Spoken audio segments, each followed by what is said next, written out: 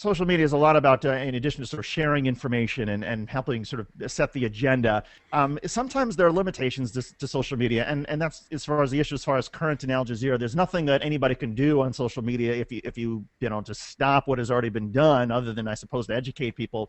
But as far as sort of business practices, if a company buys another company and there's sort of outrage or people are upset or they want to draw attention, what are the effective ways in terms of social media to draw attention to that? Well, Umberto Eco once wrote, with regard to stories that weren't based in fact, that the story was too fascinating to be derailed by the facts.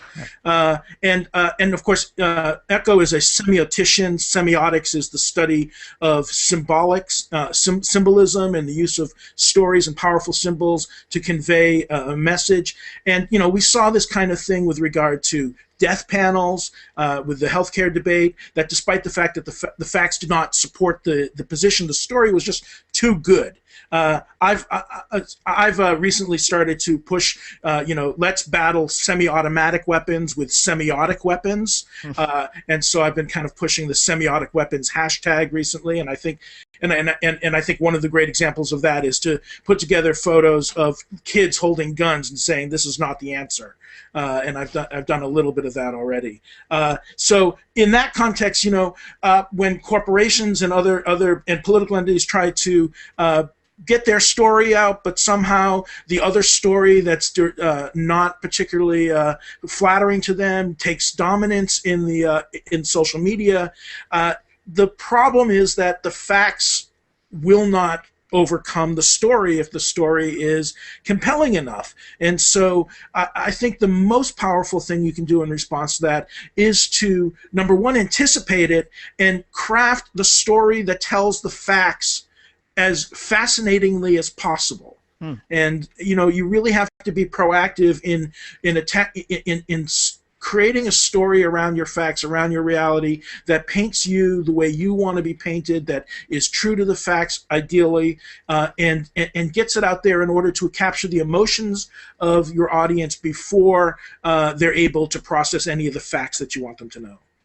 Interesting stuff. And so, Alan, for people who are just new to Twitter, and it seems like every day there are folks, these sort of links about sort of Bitly, and explain again, and I know we've gone through this before, but for them, why these sort of Bitly links and whatnot are so important.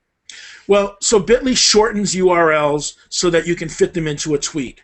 Now, that is a big thing because with a lot of content management systems, the URLs that you might get are so long that they would be the entire length of the tweet or more. That said, so by using Bitly, you shrink them down to about 10 or 15 characters, and that allows you all the extra space to do your message.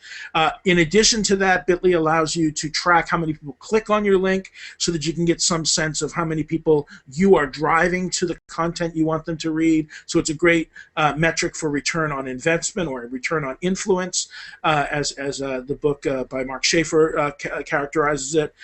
And the little trick that I talked about is that you can customize it. So like if you go to bit.ly/takeactionnews, bit.ly/takeactionnews, it takes you to our website.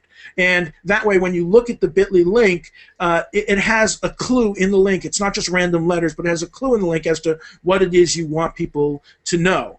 And I think in that context, it's really important that if you're going to create a campaign, if you're going to create be a candidate, if you're going to create an organization, that you need to squat on your own Bitly custom links and make sure they go to things that are flattering to you. I don't recommend doing this in mixed company or at work, but if you go to bit.ly/Newt Gingrich, it's really a disturbing pornographic picture. If you go to a lot of the Democratic members of Congress and you go to bit.ly/ and their names, it'll take you to their official government webpage. If you go to a lot of Republicans and do it, it goes to some very unflattering stories about them, and this is because some people active in the Democratic campaign world had mined these or set these custom bit.ly links in years past, and they remain permanent. As I mentioned in an earlier broadcast, I've set it up so that bit.ly/George Allen goes to the macaca video, and I think that's something that people should never forget, and I got there first. Alan, you're a wise troublemaker, and we love it. Alan Rosenblatt, he is our guru on all things social media. You can follow him on Twitter at Dr. Digipol, and you can also see his stuff on takeactionnews.com. Alan, have a great weekend. You too, David. Take care. Bye, Mitch. Bye, Dave. Daniel.